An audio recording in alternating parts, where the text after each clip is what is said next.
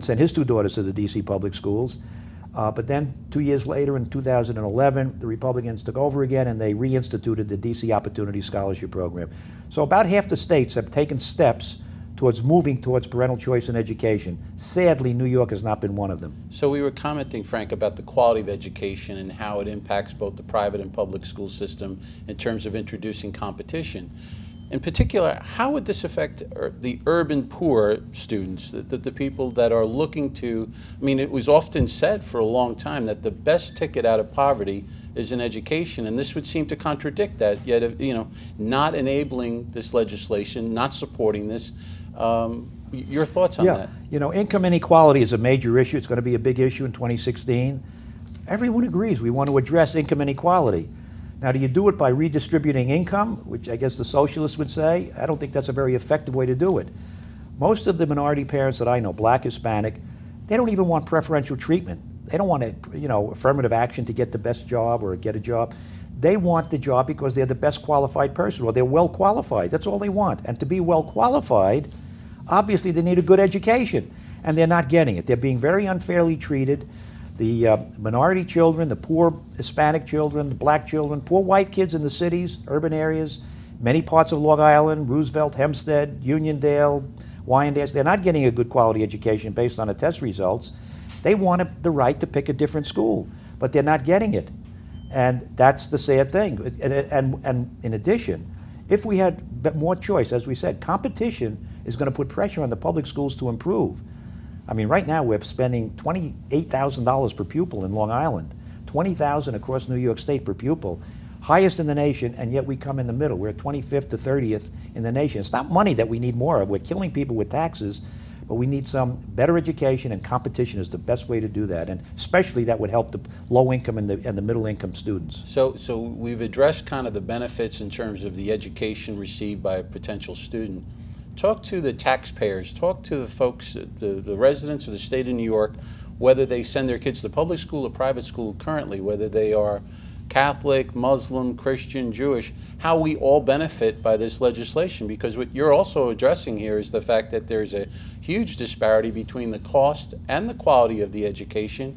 And if the private school system, which is somewhere around 400,000 students at the moment, if that starts to collapse, and we are seeing several prominent private schools here in Long Island close and throughout the state, if they start to collapse, explain to the taxpayers how their costs, their property taxes will explode.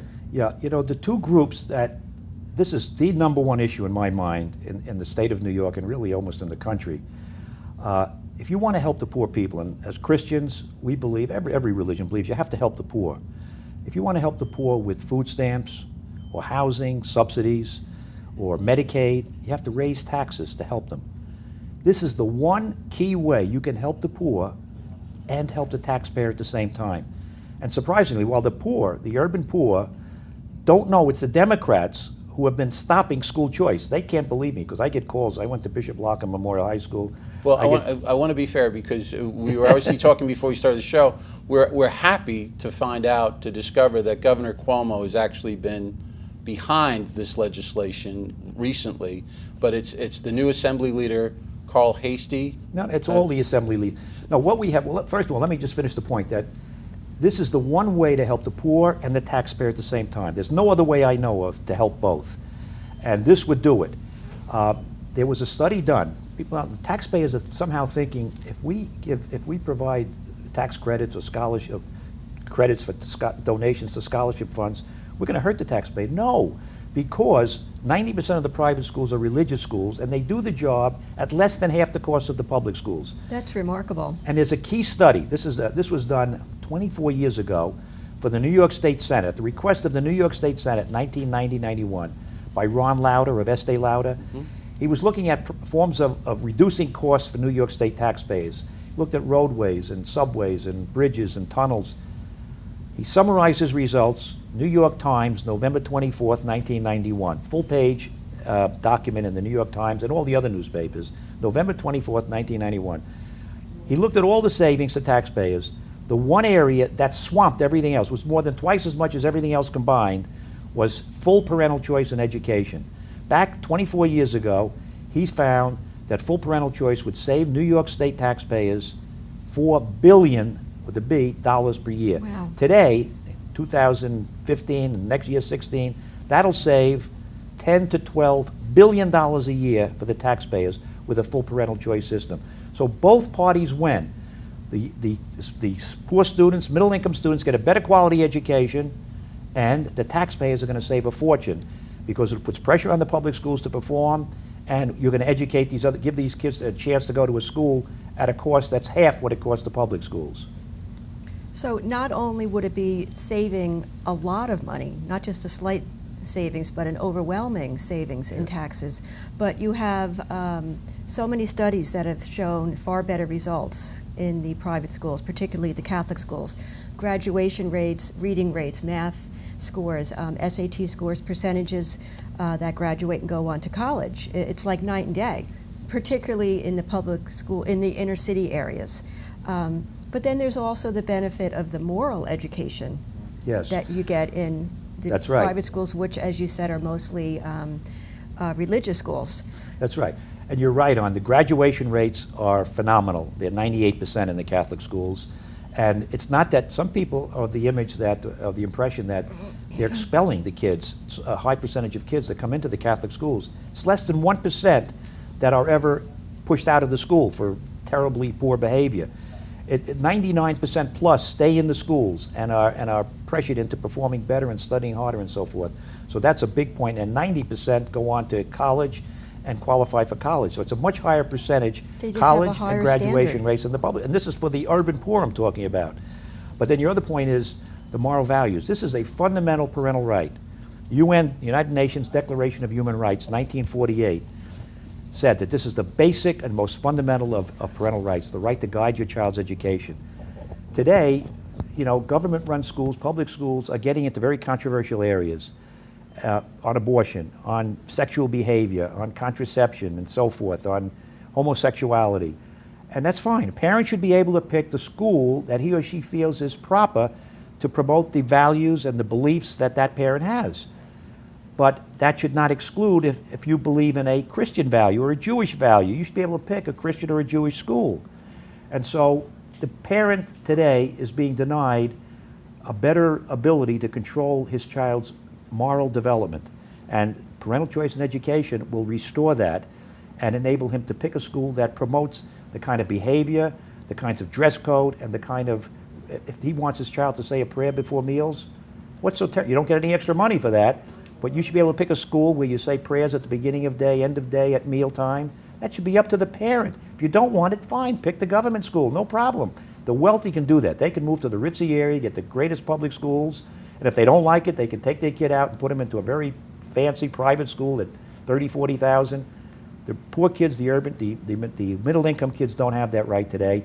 And if they pick a religious school, it'll do the job at a third to half the cost of the public schools. I mean, you're both touching on another issue, another aspect of this, which is obviously morality, and that is to address the part where private schools, particularly the Christian schools, Catholic school system, insist on morality through theology and through religion, whereas the public schools have moved to a spot where religion is almost verboten. And that obviously plays a role. And the reason why I cite that is just because there was a marvelous report in the Wall Street Journal several years ago about the fact that the development of children, as you were just commenting on, about the need, the requirement really for morals, that EQ is just as important as IQ, the emotional quotient, the ability for young kids as they become adults to be able to withstand the different disappointments that come through life. So it is an interesting aspect. But I think what I really want to talk to is about the fact that in recent years, this issue is clearly critical to both the middle and low income families in the state of New York. And if you could just touch on like where we are in that process, because we've all watched the reports going back to many years ago when John Stossel did the report on how families were so excited at winning a lottery to get into a charter school, and we know the benefits of private schools and how they all come to contribute and create a competitive educational system. Just kind of give us your sense of where we are in this progress at this point. Yeah, that was called Stupid in America. It was a great program by John Stossel. Well, we've been battling in New York for a long time we can't get vouchers because of this anti-Catholic Blaine Amendment. half 25 states have moved ahead on school choice. New York is going to be have more problems because of this bigoted anti-Catholic, and even the liberals admit, along with the conservatives, this is an anti-Catholic amendment, the Blaine, B-L-A-I-N amendment. But what we've tried in New York now, in the New York State Senate, I have to compliment the Senate Republican leadership for passing 3 times already a tax credit bill. It's called the Education Tax Incentives Act, Education Tax Credit Bill. It encourages the wealthy people to donate money to scholarship funds to help pay tuition for poor and middle-income families. Now, I've seen a lot of articles in the Wall Street Journal and Newsday saying the Democrat argument is that this is a bill to help the wealthy. I'm saying, what are they talking about? I called Assemblywoman Earlene Hooper, Assemblyman Philip Ramos, Catherine Nolan in Queens, Charles Levine, they're all using that same argument. I said, well, how is it helping the wealthy? All it does is encourage the wealthy to be generous. They'll get back 3/4 of what, if they donate $100,000, they'll get back $75,000. So they're still giving away $25,000. They don't gain anything. They're donating money to help poor kids get into a private religious school, which will save all the taxpayers a lot of money. So it's a win for everyone, the poor kids, the middle-income kids, and the taxpayers. They cannot answer this. I said, what I'm gathering is the only reason you Democrats are opposing this, even though you're some of them in Manhattan, in the city, representing minority districts, you're siding with the teacher unions who oppose this. They're the major opposition to school choice. Public school teacher, and for the record, my mother was a public school teacher in St. Albans for 17 years. My wife taught in Queens for a few years, public schools. I have a daughter and 2 daughters-in-law that teachers. Teachers are the most wonderful people. It's not even the teachers who oppose it, it's the unions. The teacher unions are opposing school choice because they want to preserve their monopoly and they want to keep their high salaries without any pressure from competition and having to worry about losing customers, so to speak. So they oppose it. And the Democrats are terrified of the teacher unions. And what the urban poor, the blacks and Hispanics, have no idea of, which surprises me, they have no idea that the Democrat Party that they vote for 90% of the time is putting the interests of the teacher unions above the interests of the urban poor and the taxpayers. But you just touched on it, Frank, and that is, so if the teachers' unions are really the folks that are behind the opposition to this intelligent, thoughtful, and obviously of great value legislation, let's examine that for a second, because I think that their premise is flawed, which is they say, well, if we limit this, well, then we get to keep teachers employed and that we keep the status quo and maybe we even grow the public school system. The flaw in that is that we know for years New York State has more people leaving the state than are coming in. They are voting with their feet and moving to states where they can get a lower cost, lower taxation, lower property taxes, and in many instances a better school system. And so their premise is flawed, because if Catholic schools start to close, it's not like they're going to get more students. You're going to see more people leave the state. Is that not correct? Well, I don't know that you'll lose as many as the children who leave the school, but the clear results will be taxes will go up and the quality of education will decline. Today in the public schools... But we have to comment. Our property taxes in the state of New York are already among the highest in the nation. Oh yeah, highest in the nation. So for them to go even higher is absurd to think that more people won't exit the state. It's killing the New York State taxpayers, both property taxpayers, where 60% of our school taxes, school costs come from property taxes, 40% come from New York State income taxes. We spend $60 billion a year in New York State on education. It's mind-boggling. But put that in context, because we've done previous shows, and I love when you make this point, because you'll talk about the fact that we spend $60 billion, we spend as much as we do per student, upwards of $28,000 per student, and yet where do we fare nationally against other states that spend less? As I said, but we're in the middle, about 25th to 30th of the 50 states, even though we spend the most. So obviously more dollars does not equal a better education. We want to help especially the middle income and low income. This is the way to do it, to give choice to the parents of the black, Hispanic, poor white parents in urban areas and in Roosevelt, Hempstead, Wyandanch, and so forth. Help all the low-income parents, middle-income parents have the right to pick a school for their child. That'll not only help their children get a better education, it'll help the other kids in the public school, because as time goes on, the competition puts pressure on the public schools to improve, and we're going to save taxpayers billions of dollars. And let's just comment on the times we're living in, because there are so many cross currents around this very topic. But before the show, we were just having a brief conversation about the fact that here in Long Island and in New York State, we are seeing more immigrants coming into the state, requiring more resources at the local level. This is having an impact on local property taxes, and thus you could actually make a case that if nothing changed, that demand is actually going to become greater to educate the urban poor. Is that not And correct? taxes will go up even higher with this. If I mean, Like, so left unsaid, if this is not addressed, that the natural... this is the biggest issue that affects the rate of property taxes, state income taxes, and the quality of education. It's a no-brainer, and yet the Democratic Party has been holding up this tax credit bill. But this is the same Democratic Party that is supportive of open borders and solicitous of bringing I'm not people even into... No, but I'm pointing out that it's a conundrum. The It's part that hypocrisy. bothers me most, Mike, I'll be honest with you, is the fact that this bill will help the black, Hispanic, white voter of middle Helps income and everyone. low income. It helps all the taxpayers. And yet, these black and Hispanic voters who want school choice don't know that it's the Democratic Party holding this up. Earlene Hooper in Hempstead, Philip Ramo, I talked to their chiefs of staff. I'm getting baloney. If you heard the answers I get from their chiefs of staff. The new majority leader of the Carl Assembly. Hasty supported this bill last year. Now this year he won't allow a vote. Now we don't know what's going to happen. Because this year he became the majority leader. He's the majority leader, and the replacing teacher Sheldon union's Silver. putting the screws on him. We don't know what's going to happen with this tax credit bill. It may 50-50 chance. If it passes, it's because the Republicans are putting pressure on the rent control and so forth. But- So it may pass. But even if it passes, the next step then next year, and we have to. The amount is paltry. It's a small fraction of the amount of tax credits we need.